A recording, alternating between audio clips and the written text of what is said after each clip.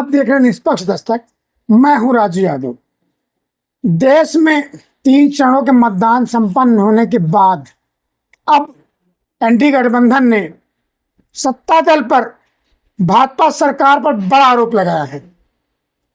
UP से Sapa supremo Akhilesh Yadav ने पूछा है, मोदी जी क्या आप अपनी क्रोनोलॉजी भी समझाएंगे? अभी तक 3 चरणों के चुनाव तक अडानी और अंबानी का नाम शांत था, लेकिन प्रधानमंत्री मोदी ने तेलंगाना में अडानी और अंबानी का नाम लेकर बड़ा खुलासा कर दिया। इसी को लेकर एनडीए गठबंधन सक्रिय हो गया है। अखिलेश यादव ने सवाल पूछे, वहीं राहुल गांधी ने भी भाजपा पर कड़ा प्रहार किया है। आप नेता संजय सिंह ने भी भाजपा पर सर उठाते हुए कहा है, आपको टेम्पो में भर भर कर, बोरों में भर भर कर रुपये प्राप्त हुए हैं, तो फिर क्यों ना इसकी ईडी से, सीबीआई से जांच कराई जाए और प्रधानमंत्री के वक्तव्य को ही सरकारी संस्थानों को रिकॉर्ड में लेते हुए इसकी जांच तत्काल शुरू कर देनी चाहिए। अखिलेश यादव ने एक्सपर्ट पोस्ट पे लिखा, भाजपा के अगले चरण के चुनाव से पहले ही हार मान चुकी है। तीसरे चरण को क्या वो अपना अंतिम चुनाव मान रही है? यही नहीं रुके, अखिलेश यादव ने एक्सपर्ट पोस्ट पर लिखा, क्या आप अपनी क्रोनोलॉजी भी समझाएंगे? आपने ही प्रदेश के पुराने साथियों पर अपने प्रदेश में चुनाव संपन्न होने के अगले दिन ही आरोप क्यों लगाए गए? आखिर सरकार किसान की बोरी से चोरी क्यों कर रही है? बोरी भरे काले धन का आरोप लगाकर खुद ही यह स्वीकार कर लिया है कि देश में काला धन बोरी भर भर कर उपलब्ध है। टैक्स चोरी को सरकार की नाकामी से जोड़ते हुए लिखा गया कि देश में भ्रष्टाचार से जन्म लेने वाली महंगाई और बेरोजगारी के कारण भाजपा सरकार की नीतियां ही रही हैं। देश के सबसे बड़े व्यापारिक घरानों के बारे में ऐसी बातें कहकर भाजपाइयों ने दुनिया में भारत के उद्योग जगत की व्यावहारिक संभावनाओं पर प्रश्न चिन्ह लगा दिया है। देश की छवि का डोल ही फोड़ दिया। जनता पूछ रही है कि अगर आपको ये सब मालूम था तो आपकी एजेंसियां सक्रिय क्यों नहीं हुई? भाजपा सरकार सब कुछ जानते हुए भी सिर्फ इसलिए चुप रही क्योंकि इलेक्टोरल बॉन्ड का टेप उसके मुंह में लगा हुआ था। क्या भाजपा सरकार ईडी, सीबीआई, आईटी और एमपी एमएलए के सक्रिय करेगी, बुलडोजर को स्टार्ट करेगी, या फिर इन सब की गर्मी विदेश में ही बुझेगी? आखिर कब शांत होगी ये गर्मी? यही नहीं रुके, राहुल गांधी ने भी अडानी अंबानी की जांच के लिए सीबीआई, ईडीआई को भेजे, ऐसा राहुल का कथन है। पूछा, क्या ये आपका व्यक्तिगत अनुभव है कि वो टेम्पो में पैसे देते हैं? जैसा कि प्रधानमंत्री ने कहा, अंबानी और अडानी का नाम लेते हुए उसी पर तीखा प्रहार करते हुए राहुल गांधी ने कहा, हो सकता है आपका ये अनुभव रहा हो और आपको टेम्पो भर भर के पैसे मिलते रहे हों, इसीलिए आप विपक्ष पर यह आरोप लगा रहे हैं। सीबीआई ये जांच करानी चाहिए, ऐसा राहुल गांधी का आरोप है।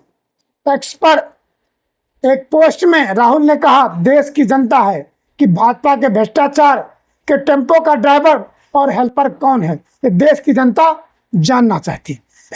एक अन्य वीडियो में संदेश देते उन्होंने कहा, मोदी जी क्या आप थोड़ा डरे हुए हैं? सामान्य तौर पर आप अडानी और अंबानी के बारे में बंद कमरे में बात किया करते थे, लेकिन ऐसा क्या हुआ कि तेलंगाना में आप आन मंच पर उनकी बात करना प्रारंभ कर दिए? मोदी जी क्या आप थोड़ा डर गए हैं? सार्वजनिक रूप से अडानी और अंबानी के बारे में मोदी जी ने कभी बात नहीं की। यही बात को लेकर राहुल गांधी ने आरोप लगाया है कि ये आपका व्यक्तिगत अनुभव हो सकता है कि ये संस्थाएं बोरे में भर भर कर पैसे देते हैं। राहुल ने यही नहीं रुके, रहा प्रधानमंत्री जी आप डरिए मत। राहुल ने आगे कहा, मोदी ने दोनों उद्योगपतियों को जो पैसा दिया है, कांग्रेस उतनी ही धनराशि को विभिन्न योजनाओं के जरिए देश के लोगों को दे देगी, जैसा कि पार्टी ने वादा किया है। उन्होंने कहा, प्रधानमंत्री ने 22 अरबपति बनाए हैं। देश कांग्रेस देश में करोड़ों लखपति बनाएगी। कांग्रेस अध्यक्ष मल्लिकार्जुन खड़गे ने एक पर कहा, यह परिवर्तनशील है, दोस्त दोस्त ना रहा। 3 चरण संपन्न होने के बाद पीएम ने अपने दोस्तों पर हमला बोलना शुरू कर दिया है। अर्थात स्थिति कुछ अजीब होती नजर आ रही है। चंडीगढ़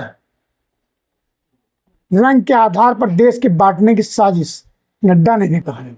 भाजपा के राष्ट्रीय अध्यक्ष जगत प्रकाश नड्डा ने कहा कि कांग्रेस चमड़ी और रंग के आधार पर देश विभाजित करने की राजनीति करती है, लेकिन ऐसा ये नहीं होने दिया जाएगा। इन्हीं आरोपों प्रत्यारोपों के बाद अखिलेश ने कहा, अगर अब की बार भाजपा की सरकार बनी तो किसानों को खाद बोरी में प्राप्त नहीं होगी, उन्हें पाउच में मिलेगी, क्योंकि मोदी जी लगातार बोरी से खाद चोरी कर रहे हैं। हर बार उसका वजन कम होता है और रेट बढ़ जाता है। आखिर ऐसा कब तक चलेगा? बड़े बड़े उद्योगपतियों टैक्स के रूप में जीएसटी आय अन्य प्रकार के टैक्स चोरी की जाती है, उन पर टैक्स दिया जाता है, लेकिन उन टैक्स का नाजायज इस्तेमाल कर दुरुपयोग किया जाता है।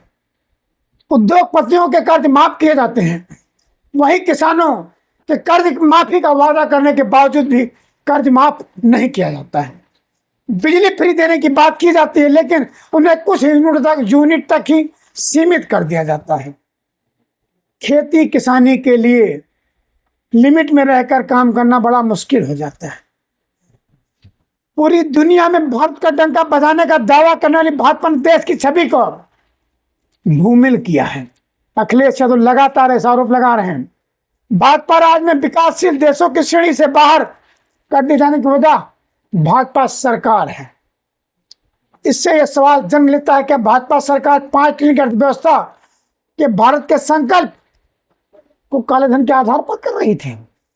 जनता के तीखे सवाल कब देगी आखिर भाजपा सरकार जवाब? अगर आपको मालूम था कि आप इतने सक्रिय नहीं है तो आप चौकीदारी किस प्रकार की कर रहे थे? अखिलेश यादव लगातार भाजपा पर आक्रामक रुख अपनाते हैं। भाजपा सरकार सब कुछ जानते हुए भी क्या सिर्फ इलेक्टोरल बॉन्ड के लिए चुप रही थी? भाजपा सरकार अब ईडी, सीबीआई, आईटी और एमपी एमएलए को सक्रिय क्यों नहीं कर रही?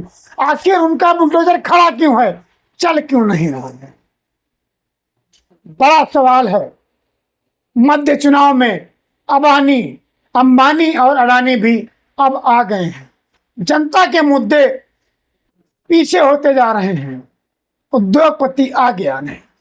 जो जन भावना है, स्वास्थ्य, शिक्षा, चिकित्सा, खेती किसानी, नौकरी पर बात कम हो रही है। मुद्दों से भटकता जा रहा चुनाव, आखिर कैसा होगा ये चुनाव? ताजा तरीन खबरों को देखने के लिए आप लगातार देखते रहिए निष्पक्ष दस्तक। नमस्कार मोदी जी, थोड़ा सा घबरा गए क्या? नॉर्मली आप बंद कमरों में अदानी जी, अंबानी जी की बात करते हो, पहली बार आपने पब्लिक में अदानी, अंबानी बोला। और आपको ये भी मालूम कि ये टेम्पो में पैसा देते हैं? क्या ये आपका पर्सनल एक्सपीरियंस है क्या? एक काम कीजिए, सीबीआई ईडी को इनके पास भेजिए ना, पूरी जानकारी करिए, इंक्वायरी कराइए, जल्दी से जल्दी कराइए, घबराइए मत मोदी जी। और मैं देश को फिर से दोहरा के कह रहा हूँ, जितना पैसा नरेंद्र मोदी जी ने इनको दिया है ना, उतना ही पैसा हम हिंदुस्तान के गरीब लोगों को देने जा रहे हैं। महालक्ष्मी योजना, पहली नौकरी पक्की योजना, इन योजनाओं के माध्यम से करोड़ों लाखपति बनाएंगे हम। इन्होंने 22 अरबपति बनाए हैं, हम करोड़ों लाखपति बनाएंगे।